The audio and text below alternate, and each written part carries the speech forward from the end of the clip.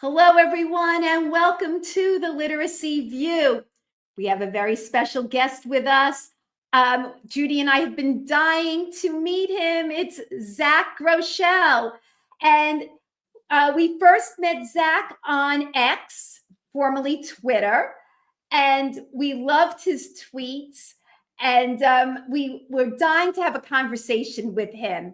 And this is the perfect topic for Zach. We are going to be talking about an article that came out recently, written by Christopher Peak, called New Reading Laws Sweep the Nation Following Sold a Story. And we're going to be talking about, will Lucy Calkins make a comeback? And Zach looks a bit surprised by that.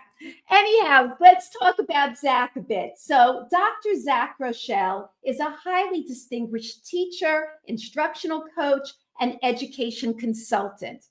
Zach is based in Seattle, Washington, and works with schools nationwide and internationally to develop high-quality instruction based on the science of how kids learn. Zach hosts the podcast Progressively Incorrect and is active on X. And you can find him at Mr. Zach G and his blog, educationrickshaw.com.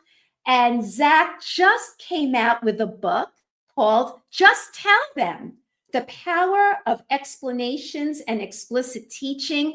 I cannot wait to read this book because I'm sure it's going to reflect Zach's really no BS personality. So we are really excited to have you here. So let's kick it off, Zach. Do you think, after reading this article about, how states now are, taking control and trying to implement laws to make sure there's no more queuing, and there are queuing bans, and trying to get specific programs in. Do you think at this point that maybe there's going to be pushback, and will Lucy make a comeback? What are your thoughts? The first thing I think about this article, and thank you for getting me to read more, right? I really appreciate that, right? Giving me something else to read. The first thing I think is around that question around Lucy, right? And let's not, we don't need to criticize her personally, right? We're talking more about basically a romantic kind of view of how children learn and acquire information. And this isn't just in reading, it's across all subjects.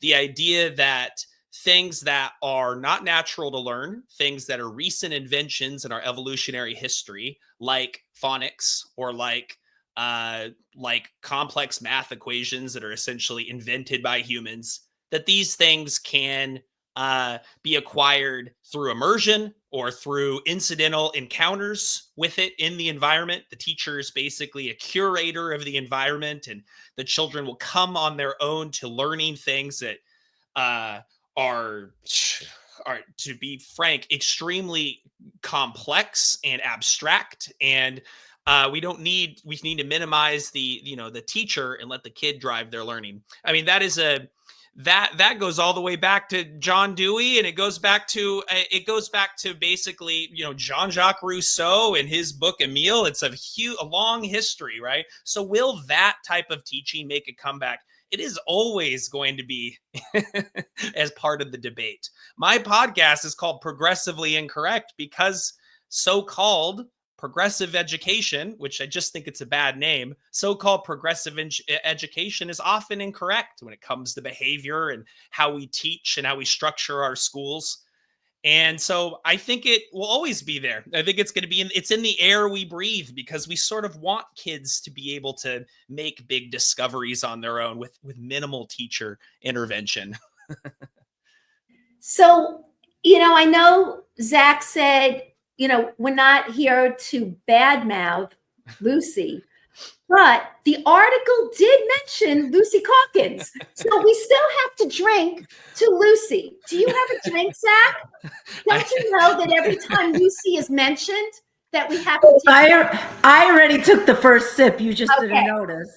So anyhow, again, not to badmouth, but the article did mention Lucy. And I know what you're saying, that this type of teaching is, an ideology. It's something that we kind of want to romanticize, that kids could kind of, figure out their own path and choose their own adventure. And it's very cool to think like that. The truth is, there is, pushback. And, when they mention this in the article, my co-host, my beautiful Judy Boxner, is in New York City, and she gets emails now that I think they're from Lucy, right? Her company. That, how did Lucy's emails get into the New York City system? I mean, it seems kind of weird because they pushed out units of study. So now, how is she now there? Judy, any thoughts after reading this article and you telling me about receiving these emails in the last month or so? What's going on? All right. So within the last 2 weeks, I've gotten 2 emails from Lucy.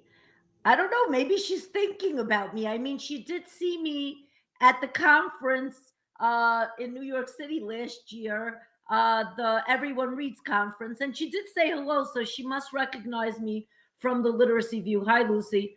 Anyway, like Zach, I have nothing personal against anyone. I do have problems with the way we were teaching literacy for a long time. I think by now everybody knows that I was trained in read and recovery. I was that person. I was obsessed with what I was learning at that time. I thought I was doing what was best for kids. And I still stand behind the philosophy that lots of the pedagogical moves that I was making at that point or trained in were quite sound. But many of the things that I was doing were not sound, and they were actually hurting kids rather than helping kids. And once I realized what the research was actually saying, and once I observed what kids were actually doing when I wasn't teaching them the best way to decode and to figure out the words on the page, I never looked back. It was like 100%. I wasn't attached to reading recovery. I wasn't attached to Lucy. I was attached to what was best for kids. And I think that that's the most important thing that we should all be attached to. What is helping children, and what does the research say is actually going to be the best method to show our kids what to do? However, Faith, I'm going to be honest, I don't only get messages from Lucy. I get messages from a lot of other publishers and companies every single day. But I do find it kind of weird that right now I'm seeing a lot of the unions in New York. The New York City union is pushing back on a lot of the stuff that's going on. So just the timing is kind of creepy. It's almost like I feel like maybe Lucy's thinking, things are not going as well as we thought they were going. Yeah. Maybe that's my in. I don't know. So, and I agree with you, because I think that this started 4 years ago, when everything kind of just blew up. And all these articles came out, and that's when Sold a Story. No. What? I gotta take. You know what? I was just reading an HMH lesson on chronological order, so let me go back a little bit. So in New York City, I will be honest with you, the science of reading was really coming on strong, but nobody really knew in New York City. The Universal Literacy Team knew. We were coming on strong with the science of reading when we knew we got things wrong about, I would say, 8 years ago. 8 years ago. But Wait, that's let me not finish. what I was going to say. Wait, Judy. but let me finish. That was 8 years ago. And I wanted to say something else, Faith. During COVID, a lot of things happened too. But you mentioned Sold a Story. But guess who was telling this story before Sold a Story? Faith told this story a long time ago. Faith, what's that book behind you right there? And guess what? Not for nothing, but Faith, we were doing this podcast before Sold a Story even hit the market. So we knew that there were a lot of problems in literacy for a while. And I think a lot of people knew, including a lot of people in New York City. I guess it just didn't Sold a Story helped bring it really to the like masses that everybody, like it was fully exposed. That's it. I agree with that. And thank you. What I wanted to say was, I think they were laying low. And now that there is this pushback, I think that Lucy is going to, be the phoenix. Yeah, she's going to rise from the ashes. And I don't think it'll be the same impact that she had before.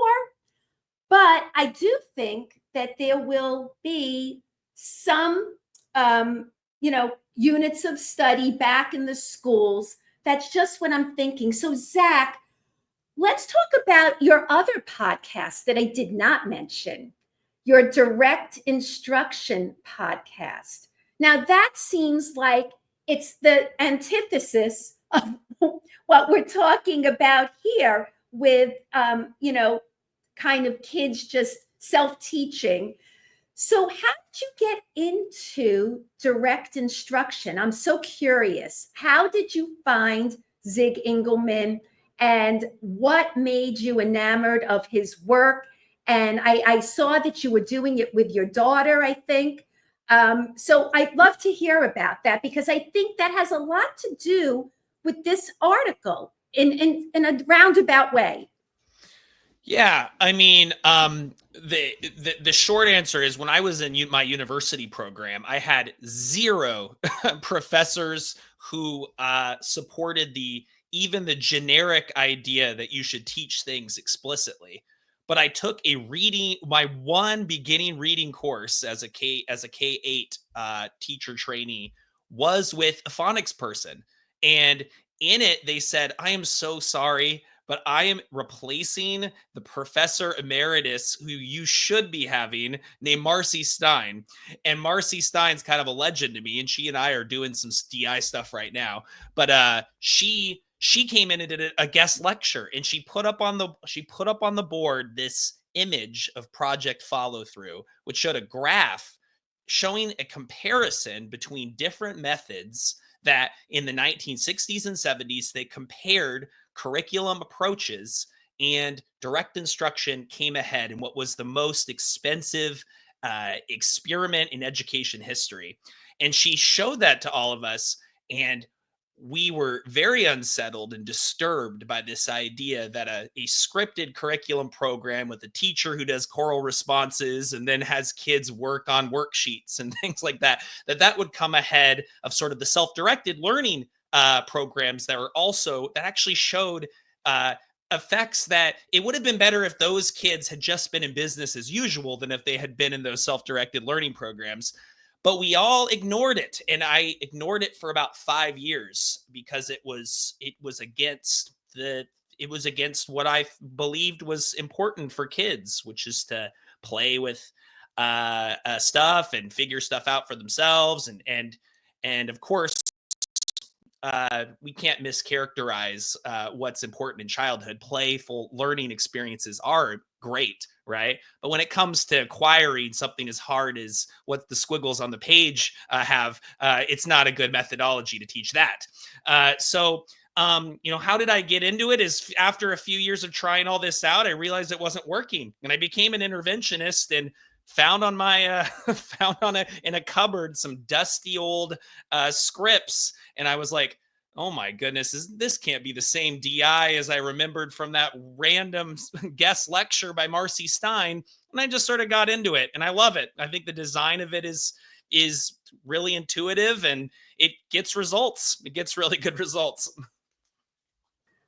And that's what's so interesting, because in this article, Mark Seidenberg said that there are very few programs that have research behind it, and we need more materials. And that stood out to me. And I'm thinking of Zach teaching his daughter to read. She's blowing away all the other students because she's so advanced now. My own kids both read before going into school as well. And yet, we look at direct instruction as something that's boring, and that schools think that it's the worst thing, and it stifles creativity. So, Judy, we have some programs out there with research, but the truth is the ones that the schools are getting in, they really don't have the research behind it, just like Mark Seidenberg said. Your thoughts on this, Judy, when you read this article? Anything that kind of popped into your head about your own experience? So let's be honest. A lot of these programs are not fully evidence-based. Maybe components of it are. However, based on what I'm seeing, and it's not with one program, because I've seen many programs, many of the tasks in these programs are not fully evidence-based. Maybe components of the task are, maybe some of the pedagogical ideas are evidence-based, but there is no way that everything in every program is 100% field tested. Now, another thing, I'm not embarrassed to speak about it. I know that at some point, I looked at the Department of Education website and I saw that one of the programs selected was researched for 1 year in 2019, and the study was discontinued during COVID. I'm not going to name which program. I'm not going to get into it. That's concerning to me. Now, I know there's a lot of programs out there that have been on the market maybe 30 years. That's a good amount of time. How long have some of these newer programs been on the market? How long have they been tested on kids? And, I know that research is not so simple. Don't there, Faith? Maybe you could get me, comfort me a little bit, because I'm definitely not a researcher. But what about these programs? Are there meta-analysis on these programs, comparisons? What does it mean? When we say they're evidence-based or research-based, what does that mean? Does it mean that they were field tested for 30 years? Does it mean they were compared to other programs? I can't wrap my head around it. All I know is I had a terrible day today. And do you know why I had a terrible day today? Because I'm not embarrassed to talk about it. My school is whatever. I'm not going to get into that. But anyway, a teacher asked me to help support her with a lesson. I read the lesson. As I read the lesson, my head started to spin. I don't want to use the word stupid, but I'm going to use it. I felt stupid, confused, doubted myself after teaching for 28 years, wasn't sure about the anchor chart, was confused about which standard the lesson aligned to, made a couple of phone calls, called my friend, who's a curriculum specialist. We pondered and thought together about it. We had some views that agreed and some thoughts. A couple of texts went back and forth. We still weren't sure. Is this all on one lesson? This is yes, all lesson? Second grade, Faith, second grade. Had a couple of other people walk into my office. Across the room, I heard one voice, another voice, a couple of opinions. I basically felt so terrible about myself. Meanwhile, I know the foundational skills in and out. I've seen the next generation learning standards for years and years, and I started doubting myself. So it was absolutely. Is this your was this a program that they were asking you about, the core program? Okay, so here's the problem. I almost died. I Okay, almost died. so Zach, there's a petition going around in New York City that teachers are getting behind because they're so dissatisfied with all the program choices that are out there. These are knowledge-based programs, core programs that they're expected to use. And after a while, I guess Faith, let me just chime in because I navigate it. Faith, let me just chime in. Listen, I work in New York City. I'm going to give a non-disclosure. There's no perfect program out there. There really is no perfect program. And in fact, I'm going to be honest, as much as I felt like dying today, I've worked in schools that had no curriculum. And I think it's a move in the right direction that now I actually have something to work off of, right? Faith, you know, I coached in a school where for 5 years I had nothing. And people were just like literally, it was called a DIY, do it yourself, DIY. DIY. So in fact, this was an improvement. So I'm not going to say, as bad as it was, I'm not going to say this is terrible, but it was uncomfortable for me. That's it. So Zach, you see how emotional this can be. When you're in it, it's very frustrating. So here's my question to you. You read the article.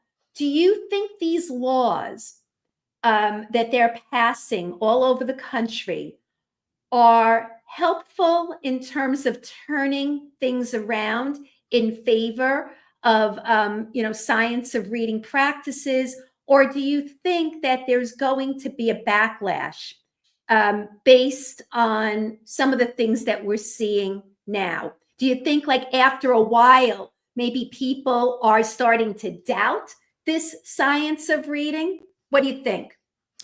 Yeah, I mean, it's tricky because I'm not a policy guy, right? I'm not a policy maker. And so what I'm hearing from some of the experts, like it came from Tim Shanahan's recent article talking about specific laws that have passed that don't even make sense, right? You're passing a law that has components in it that don't even align with what was in Sold a Story, right? Like, specifically, I think in the Ohio law, mentioning that you can't have kids attending a meeting while they're learning phonics, right? Stuff like that, that maybe it's nitpicky and it's never going to trickle down to teachers. But from Tim Shanahan's point of view, it was really messy, that particular law.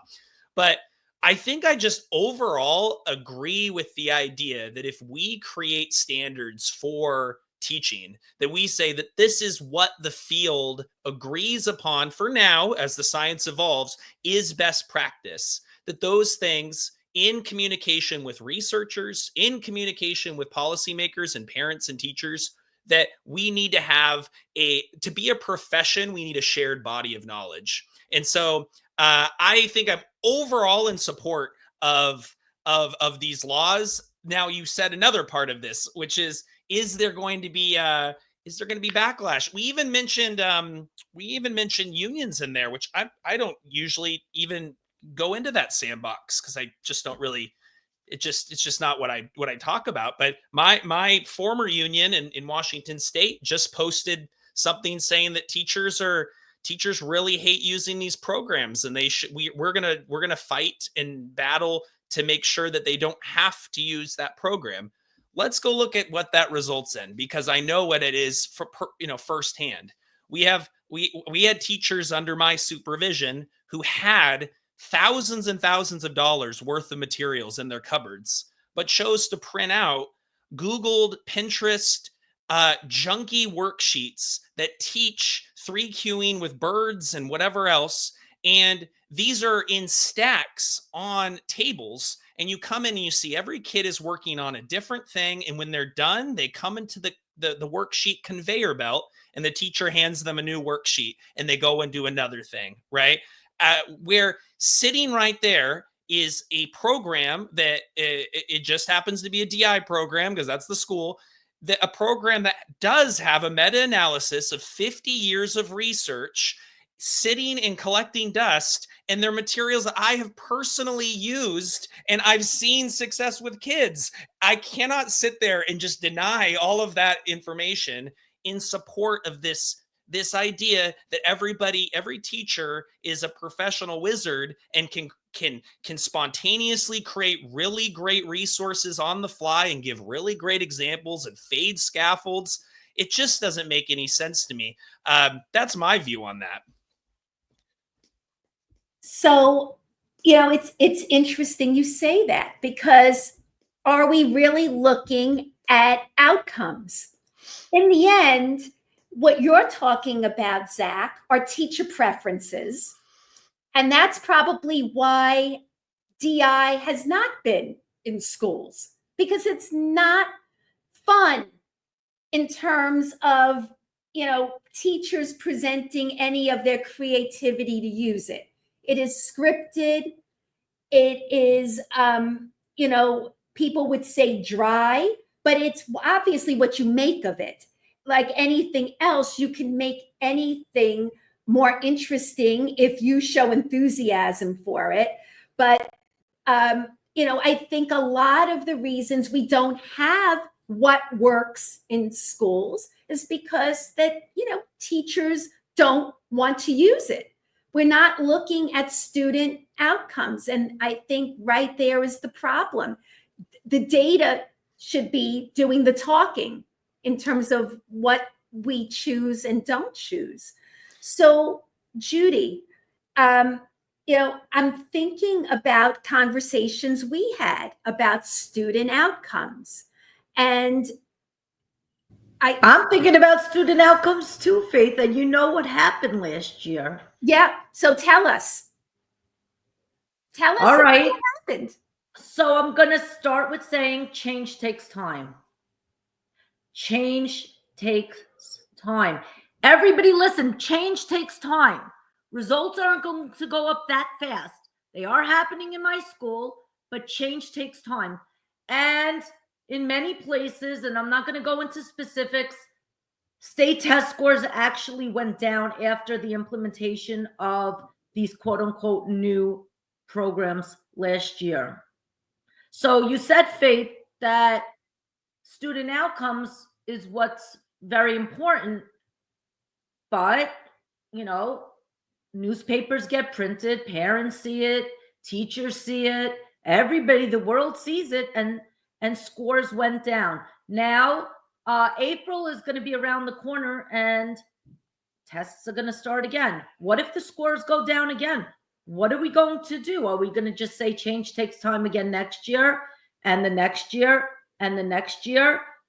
And also, what guarantee do we have that the programs we've selected are the best programs? And if they're not the best programs, how are we going to turn them into better curriculums? I'm telling you from the bottom of my heart, the more I keep doing this, the more I really feel, yes, it does help to have strong quality programs. Yes, it does help to actually design your program better by really looking deeply at the curriculum and seeing what's working, what's not working, and thinking about your students, your school, and what needs to be made, and moving a little bit away from just fidelity to integrity. But I don't know. Things might not get better next year, and we have to be prepared for that reality, because there is going to be a lot of people saying, I told you so, it's not working. So what are we going to do? I have an idea about that. I mean, one of the things that a program does, regardless of how good it is, let's just say that they are all subpar, that there is some element of every program that is missing, and schools kind of have to make a decision on what they're going to emphasize. And are we going to be a knowledge building type of school? Or are we going to focus on skills, whatever else, right? They're going to make these decisions, and they're not all, and all the programs are not going to be perfect. I'm just going to say that so we can all agree on that part. I take an instructional coaching perspective, and I see a lot of lessons that they are using a great program, and the number of opportunities to respond, for example, if I counted how many choral responses I get in that lesson, how brisk is the pacing of that lesson? You get lesson A, where I could count 100 responses if you combined all of the students, right? And in lesson B, I'm getting the same 3 kids that are getting called on, and you could count 12 responses, right? What the program does is it creates an object for me as a coach to work with them on. Now I'm not focused on them and their personality and their identity as a teacher. I'm not wrapped up in on it. I'm wrapped up on how can we implement this specific resource for tomorrow in a way that gets everyone responding and gets everybody practicing. So I'm seeing you're waving something, and I'm going. Is there something I have to? do I not know about? Zach, this is good. Zach, this is good news. She very often has the BS button up, but right now she has the cheers button up, so you're in good shape, Zach. I'm cheering because as a coach, as a consultant, everything you're saying is spot on. So cheers, Zach. It's almost like as you're coaching someone, I can talk about generic teaching for forever. What are you teaching? And so once we have that as a shared understanding, right? Then we can talk about, so whenever you get to this type of lesson, let's shorten this part. It's not that great. Or some programs start with something the kids can't do. It's why start with the thing they can't do? Let's shuffle that and put it at the end after they've gotten the prerequisite skills, right? And as you do that, as you're coaching, as you're teaching them, they become more confident. You start to talk more about insights around cognitive load theory and retrieval practice, and you build up their repertoire of insights and awareness. And any program then, I believe that any program at that point with a master teacher is going to deliver great results. You just said something at the end, very important. The teacher, you have the program, but without the teacher having deep knowledge and the ability to, right? I mean, and that is something that is most important. The quality of the teacher that can know what to do no matter what's given. So here's a quote from the article, and it was from, get your glasses ready, cups ready. It was a Lucy Calkins quote. And she said, there you go, drink up, gang. All right. Imagine in this country. Playing drinking games on the Literacy View. You gotta make literacy fun. Come on. All right. Imagine in this country with local control of education that states are passing laws, brushing all that aside for expensive commercial reading programs, Calkins said during the March 2023 speech. And as far as I can see, the only data behind those commercial reading programs is, at best, data showing that the programs can get kids reading nonsense words and lists of words in isolation faster. So, of course, there's been an uproar with people saying no. And this was last year. And again, I don't know about exactly what she's saying in terms of programs, but I do think that says that one actually pissed me off. That actually really pissed me off. As I was reading it, Faith, nothing in the article pissed me off more than that statement. That's basically minimizing the science of reading and also showing me that she hasn't fully internalized what the science of reading is all about. Because if she fully understood what the science of reading is fully about, she would know it's first of all, it's not about nonsense words, Lucy, because nonsense words are only in screeners because they're looking at if kids could decode CVC words without actually knowing familiar words, okay? So it's actually about decoding, Lucy. And let me tell you something, Lucy, or anybody, or whoever, it's not personal. It's not only about wordless because there's a lot of reading comprehension that goes on. The science of reading looks at phrasing and fluency. It looks at read alouds. It looks at oral language. It looks at the standards. So minimizing it and making it seem like it's only about nonsense word fluency and reading word lists. That's a bunch of BS. And I am so upset that my BS button is upstairs in my bedroom and I'm on the couch right now. But if I had it, bang, BS on that one, Faith. I'll press it for you. Okay, here we go.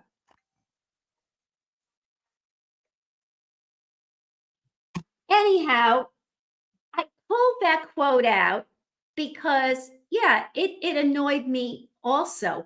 But with everything that bothers us, there's always a little bit of truth there. There's always some truth, even to things that might upset us. Here's something that is quite striking.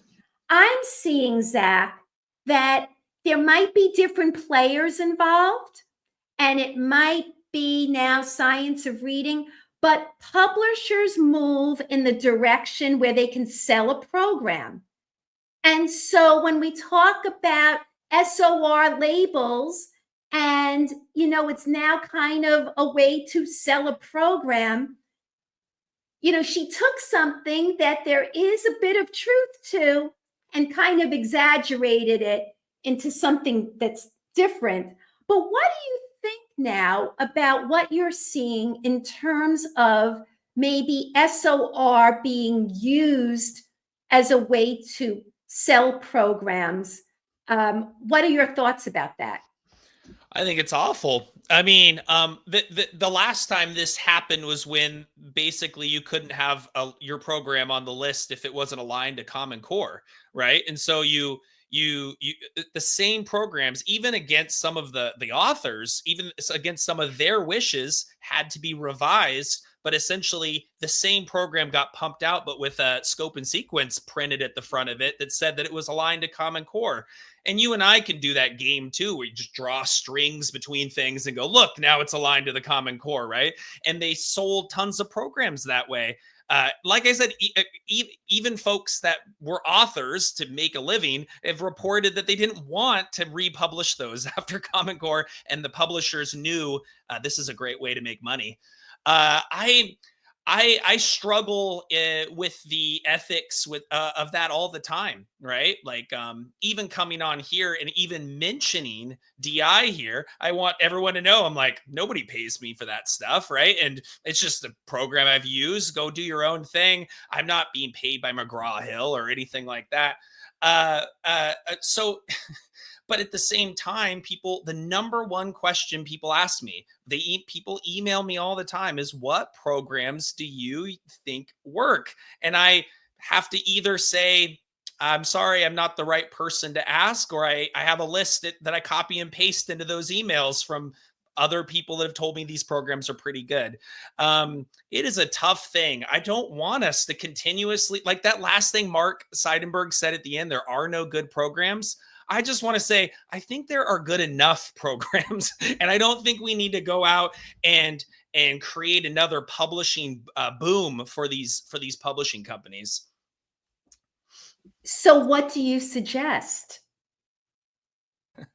We need to arm teachers with with the insights that come from the science of learning more broadly. I think that science of reading has been siloed into a more of a political movement in some ways, and that there exists other knowledge about how kids learn that has implications for these committees that adopt programs, for teachers in their classrooms. And some of these things, if you've taken Psychology 101, you'll be like, oh yeah, the things like spacing and make sure that you have cumulative sort of interleaving of problems. And other things are not intuitive. Like my book is very much focused on modeling, and modeling through examples is a very highly effective method to convey information to kids, and using visuals, right? And how do we pair visuals with speaking and so on? So I think that teachers need to have a baseline of knowledge so that they themselves and the people that are leading them have filters for this nonsense, so that this nonsense doesn't come through, because we can all you just used your BS button. We can all call BS because immediately this doesn't look like a good task design. This doesn't look like they break this down into small steps because working memory is easily overloaded. Faith, get your cheers button out, please. Mine's upstairs, please. Yes. And then what you're saying, Zach, is exactly what Judy was saying about these programs. I mean, how do you get through some of this? So cheers. Can I ask both of you guys a question? Faith, I got to ask you guys something. And I think we've spoken about it on past podcasts. So do you think that instead of rushing to put mandated program names on the state lists, we should have stuck to just banning certain things like banning queuing and so forth? Do you think we rushed a little bit because all of our hearts were in the right places and we wanted to do what's best for kids, and we didn't do enough diligence in really seeing what goes down on paper? Did we possibly put down some programs that aren't as evidence-based as we thought they were, and actually probably should have been field tested a little bit longer? Did we really put in the thought to see which programs really produce the best outcomes with kids and put those programs down? Or should we have just stood firm and just have put, these are the pedagogical moves that should not be on the list? I think we spoke about that once with Nate Joseph or something on one of the episodes. I'm worried because now things are on documents, and what if we got it wrong? What if we did get it wrong?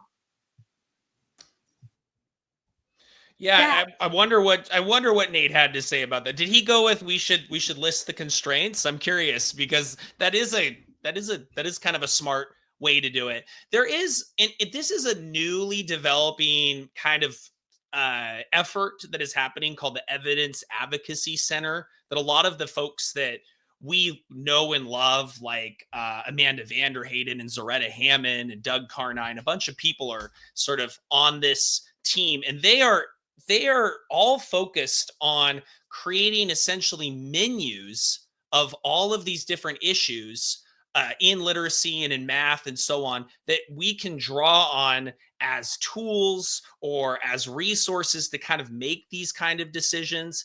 It's just very, very tricky. Like you said, do we say that a program that came out and was field tested for 6 months and for a single study that wasn't even a randomized control trial, is that evidence-based?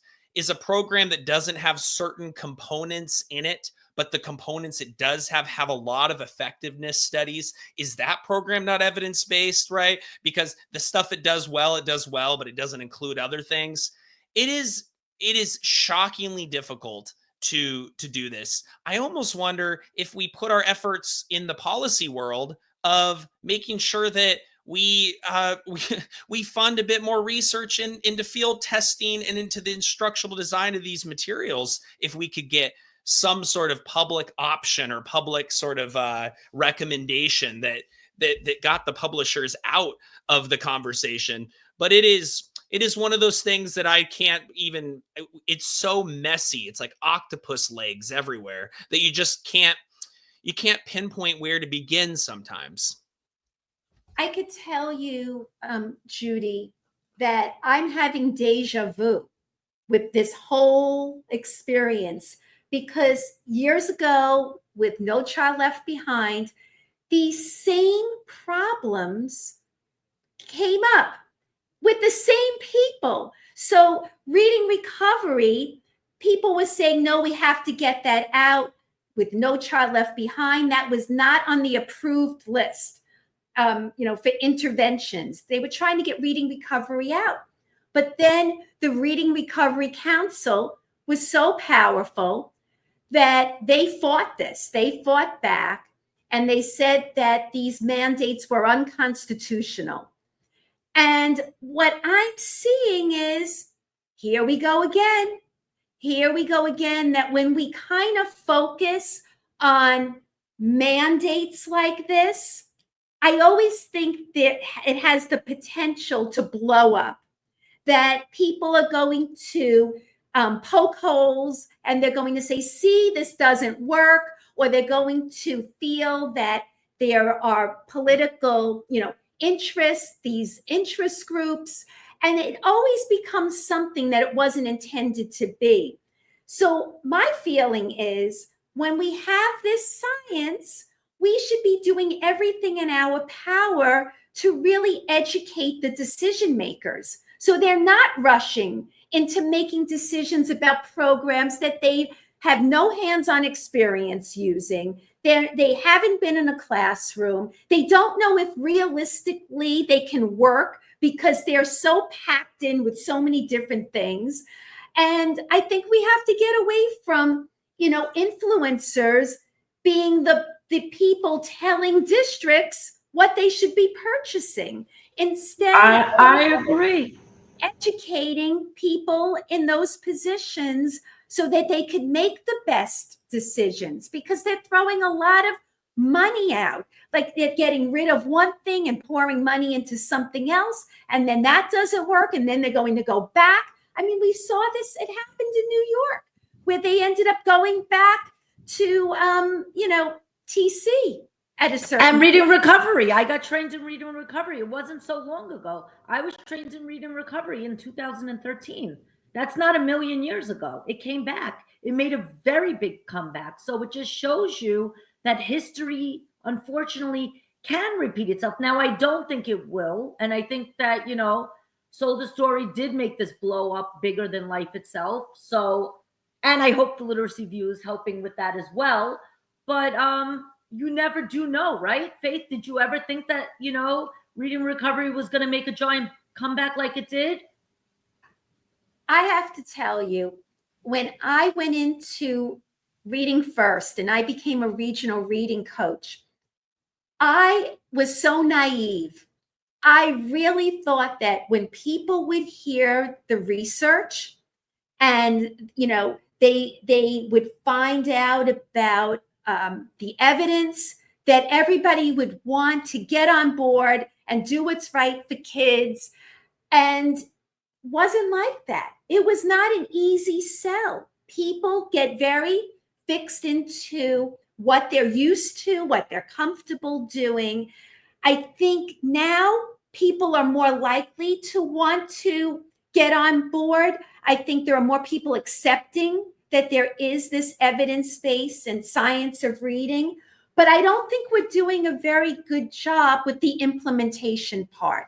No, I think that's very. I agree. And you know what? The sad truth is, I work with a lot of teachers. Teachers are very unhappy. A lot of them are not everybody, I can't speak for everybody, but a lot of teachers are really frustrated. And I think, Faith, the honest truth is a lot of teachers weren't at the decision-making table when a lot of these decisions were happening. They really had no voice. They didn't get a chance to try these programs, or there was just no voice. This is basically, they were told this is what you're doing. They had no ownership in the whole process. Were parents involved at the stakes table? Who was there at the table making all these decisions? I mean, I saw there were advisory boards, but nobody called me on the phone. Nobody said, Judy, what do you think? I mean, maybe I'm not that important, and that's fine. Faith, did your phone ring off the hook? Zach, what about yours? Well, I have a story of how this the teachers can be brought in, including myself, and then it backfires. Like we talked about. I don't know, Faith, if you, in Reading First, if you were with Success for All, right? Was that where you're at? I'm just very curious about that you just mentioned that. No, they were getting other core reading programs in. At the time, it was not necessarily Success for All. Yeah. So it was really about just trying to get, evidence-based work in. But again, these programs stunk too. Yeah. They really were absolutely awful. The best probably was Open Court, which was around way before Reading First, and then was brought in some schools, but not many.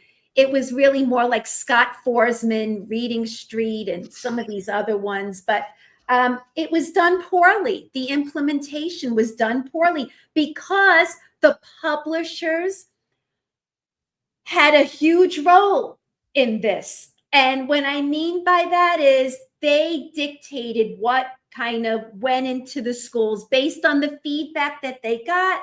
And then they gave out all of these samples and pushed for different things, and people jumped. And I feel like it's the same thing happening all over again. Let me answer that. I got to tell this story about Lucy Calkins, which everyone can have a sip. But I was asked at a school, and this is before I really had any knowledge about any of the stuff we're talking about. I was like third, fourth year into teaching, and my principal said, "Zach, do you want to do something cool?" I was like, "Yeah."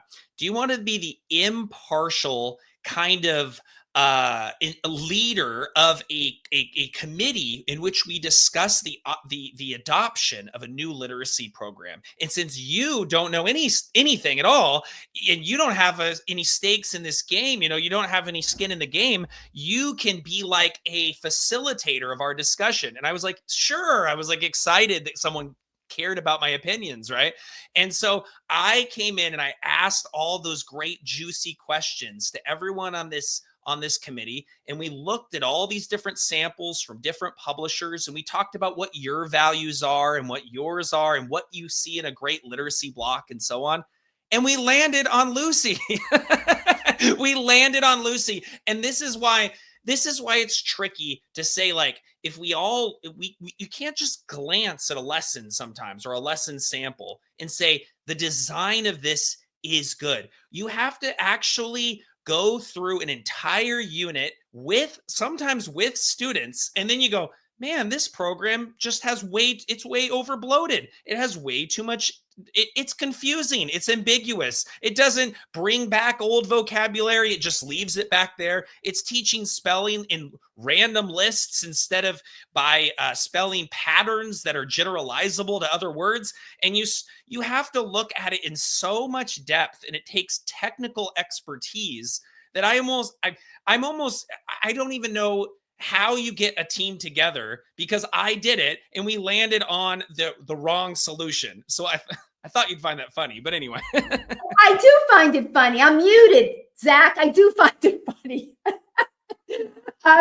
Honestly, it's so amazing, because what's happening now is schools where they're high performing are seeking waivers so that they could get out of this and say, we're happy with our Lucy stuff, and we don't see a reason to change because we're doing very well. Thank you very much. And truthfully, when you look at the big picture, it's very hard to go against that if data is showing that they are doing well, even though a lot of them go to outside tutoring, which is what I wrote about in my book. That just because you see those numbers doesn't mean it's happening because the school is delivering it. Any kid who's struggling is going for outside help.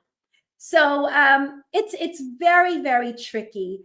But in reading this article, I really do think that Lucy is going to rise out of the ashes like a phoenix. And I think Judy's going to be able to put Lucy's head on a bird with flames coming out, because I'm not doing that. I'm not going to be on the record thinking about that. Knock it off, Faith. Anyhow, let's wrap up. Zach, do you have any last things you want to add that you didn't cover here? I'm just so thankful to be able to say my piece on your podcast. It was an excellent time. I guess, trying not to be too self-promoty. I hope that people might consider checking out my book, which is called Just Tell Them: The Power of Explanations and Explicit Teaching. And in it, I try to describe what good modeling looks like from the research in just like a good explanation, in a very snappy and direct and brisk way, so that everybody's time is precious. You can pick this up and you can finish it in just maybe a couple of sittings. So thank you so much for having me on the podcast. I really appreciate it. I can't wait to read your book. I'm not kidding you. No BS here. I really can't wait because I just really love you. I just love your whole way, the way you approach things. You're personable. And I think everybody should also follow you and listen to your podcast because clearly you are just so interesting and straightforward. Really a pleasure to speak with you. Judy, any last questions for Zach or last thoughts? So I'm almost ready to wrap up the show, but my one question to both of you is, do either of you know which programs are showing statistically the best results with student outcomes? Is there a list that I could find or something that I could find that shows statistically which programs are really, really, really showing the best outcomes? Because I haven't seen it. You have it, Zach? It's in your book? I I can send you some stuff. The issue is things like What Works Clearinghouse has such stringent criteria that, for example, a lot of people don't know this, that if you have a single study that shows a negative impact on research, you do not get to be in their list of research approved programs. There are publishers that have done 20 studies, 19 showing positive effects and 1 showing a negative effect, and they're not on the list because the criteria is bizarre. So there's not even an answer that I am aware of that question. But I think that's interesting. But I think that I hope discussions become more grounded in talking about real, actual, hard data. Like, let's talk about it. Let's talk about wit and wisdom. Let's talk about core knowledge in detail. Let's talk about HMH into reading in detail. Let's talk about open court in detail. I'm so sick of people giving opinions and not basing their opinions in hard core data. Anyway, that's a wrap for me. Faith, anything else you want to say before I wrap up? No, just follow us on the Literacy View. And Judy, any last thoughts where you... And join our Facebook group, the Literacy View, Real Teachers Letting Loose. Follow us, subscribe to us. You can now advertise with the Literacy View. Go on theliteracyview.com. You can also donate. Thanks to those who've donated. Thank you. We appreciate the couple of bucks. Thank you so much. And we're hoping to change lives one view at a time. Bye, everyone. Thank you.